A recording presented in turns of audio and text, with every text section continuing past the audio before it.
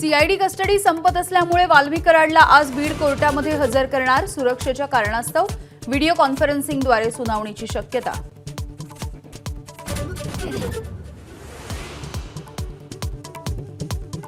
रायगडच्या पालकमंत्रीपदासाठी महेंद्र थोरवे यांनी घेतली उपमुख्यमंत्री एकनाथ शिंदेंची भेट. सहपालकमंत्रीपद नको, पालकमंत्रीपदच हवं थोरवेंची मागणी. तर शिंदेंचा निर्णय मान्य असेल, गोगावलेंची प्रतिक्रिया.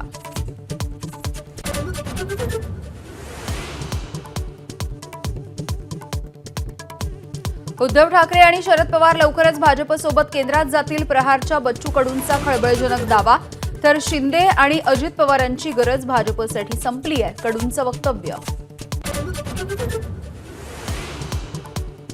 राष्ट्रवादीचे नेते छगन भुजबळ महाराष्ट्र सदनाच्या प्रकरणामध्ये सर्वोच्च न्यायालयाचा त्यांना दिलासा. भुजबळांच्या जामिनाला ईडीने दिलेलं आव्हान फेटाळलं. हायकोर्टानं दिलेला जामीन योग्य असल्याचा निर्वाळा. बिल्डरचा नाहक छळ केल्यामुळे मुंबई हायकोर्टाकडून ईडीला 1 लाख रुपयांचा दंड. कायद्याचा गैरवापर करून त्रास देणं बंद करण्याची तंबी. बिल्डरची ईडीकडे तक्रार करणाऱ्याला ठोठावला दंड.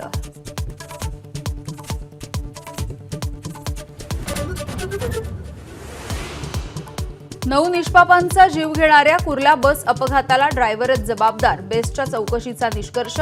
अपघात झाला तेव्हा इलेक्ट्रिक बसमध्ये कोणताही बिघाड झाला नव्हता असं चौकशीमधून समोर. एसटी महामंडळासाठी तब्बल 1300 बसगाड्या भाडेतत्वावरती घेण्याचं टेंडर मुख्यमंत्र्यांनी केलं रद्द. नव्याने पारदर्शकपणे टेंडर प्रक्रिया राबवण्याचे आदेश. कुठल्याही योजनेमध्ये 2 ते 4% भ्रष्टाचार असतोच. 1 रुपयाच्या पीक विमा योजनेवरती बोलत असताना कृषी मंत्र्यांकडून सरकारी योजनेमधल्या सार्वत्रिक भ्रष्टाचाराची कबुली.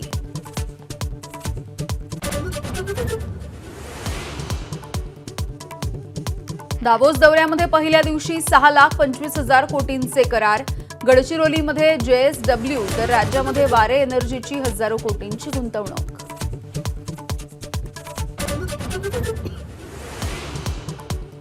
अभिनेता सैफ अली खानला डिस्चार्ज. लीलावती रुग्णालयामधून बाहेर पडता सैफच्या चेहऱ्यावर मोठं हास्य. प्रकरणाचे तपास अधिकारी सुद्धा बदलले.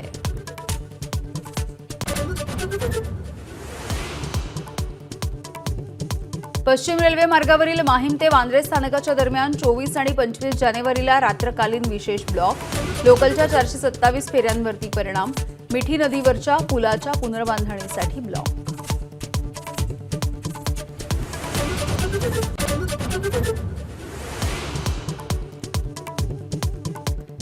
आणि व्यायामाच्या आडून होणारं महिलांचं अंगप्रदर्शन इस्लाममध्ये वर्ज्य. केरळमधील धर्मगुरू अबू बकर मुस्लियार यांच्या विधानामुळे वाद. महिला आणि पुरुषांच्या एकत्र व्यायामाला मुस्लियार यांचा विरोध.